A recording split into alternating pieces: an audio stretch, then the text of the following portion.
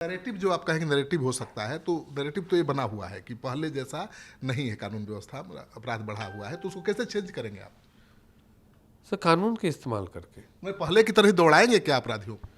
कोई ज़रूरत नहीं पड़ेगी। इतना आर्थिक दंड लगेगा, इतना आर्थिक दंड लगेगा। ऐसे सुनने हैं कि लोग 10-10 बाउंसर लेके घूम रहे हैं।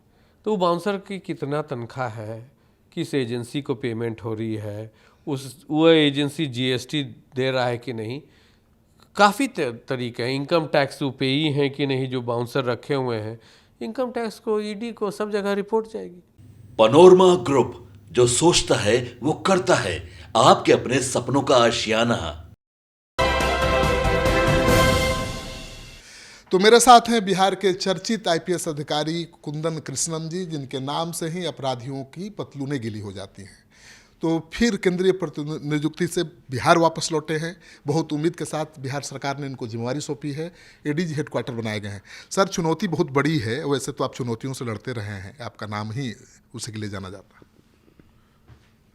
बेसिकली जो कार्य देख रहे हैं कि क्या अभी योगदान दिया हूँ और क्या कार्य मेरे जिम्मे है, उसका निरीक्षण कर रहा हूँ। कोशिश करूँगा कि जो बिहार पुलिस की छवि है उसमें और चार चांद आए। और पुलिस की कार्य है जनता की सेवा। जनता की सेवा, पुलिस फोर्स क्राइम कंट्रोल करके, विधि व्यवस्था संधारण करके और अच्छा बर्ताव करके पूरी पुलिस फोर्स डीजी के नेतृत्व में, डीजी साहब के करे, यही मकसद है। तो नहीं, आपका तो आपकी पहचान ही रही है। अपराधियों पर कहर बन के टूट पड़ते हैं आप। अभी आए हैं, बिहार में अपराध बढ़ा हुआ है, तो चुनौती तो बड़ी है ही। जो जो डाटा है, स्टैटिस्टिक्स है, उसके अनुसार अपराध में वृद्धि तो हुई नहीं है। हो सकता है कुछ नैरेटिव्स ऐसे चल रहे हों कि अपराध बढ़ी हुई है। आप मान के चलें कि बिहार में जो पहले था उसी प्रकार से चल रहा है। अपराधियों को बोलबाला उतना नहीं है। कुछ अनुशासनहीनता रोड पर दिख रहा है। वो अनुशासनहीनता अगर किसी व्यक्ति के द्वारा किया जाएगा जिससे दूसरे की अधिकारें पर प्रभाव पड़ती है, हर व्यक्ति को अधिकार है, परंतु किसी व्यक्ति का अधिकार वहाँ ख़त्म हो जाता है जहाँ दूसरे के अधिकार को वो ठोस पहुँचाता है। तो उस प्रकार की जो हरकतें हो रही हैं उस पर कार्रवाई करने की। तो नैरेटिव जो आप कहेंगे नैरेटिव हो सकता है, तो नैरेटिव तो ये बना हुआ है कि पहले जैसा नहीं है कानून व्यवस्था, अपराध बढ़ा हुआ है, तो उसको कैसे चेंज करेंगे आप? सर कानून के इस्तेमाल करके मैं पहले की तरह ही दौड़ाएंगे क्या अपराधियों को? कोई ज़रूरत नहीं पड़ेगी। इतना आर्थिक दंड लगेगा, इतना आर्थिक दंड लगेगा। ऐसे सुनने हैं कि लोग 10-10 बाउंसर लेके घूम रहे हैं। तो वो बाउंसर की कितना तनख्वाह है, किस एजेंसी को पेमेंट हो रही है, वो एजेंसी जीएसटी दे रहा है कि नहीं, काफ़ी तरीके हैं। इनकम टैक्स वो पेई हैं कि नहीं जो बाउंसर रखे हुए हैं। इनकम टैक्स को, ईडी को, सब जगह रिपोर्ट जाएगी।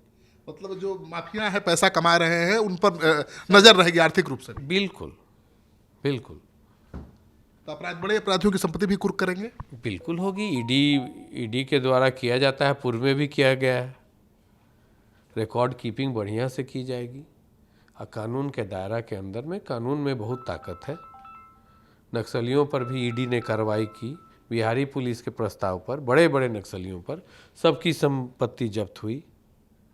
विजय यादव थे, संदीप यादव थे, प्रद्युमन शर्मा था, मुसाफिर सहनी था, जितना पुराने 10 साल पहले बड़े अपराधी थी, सबकी जब्त हुई। कानून के सामने सब बराबर है। और वित्तीय कानून भी तरह तरह के हैं। अलग अलग सेंट्रल एजेंसीज भी हैं। सेंट्रल एजेंसीज की मदद ली जाएगी। हम लोग, बिहार पुलिस की संख्या ज़्यादा है, सही तरीके से आंकड़े जमा करके, फैक्ट्स, इंटेलिजेंस जमा करके हम लोग प्रोवाइड करेंगे। मतलब नीतिगत फैसले, बदलाव आएंगे, तरीके बदलेंगे पुलिस के एक्शन के। नहीं सर, अब क्या है कि जाल बड़ा किया जाएगा।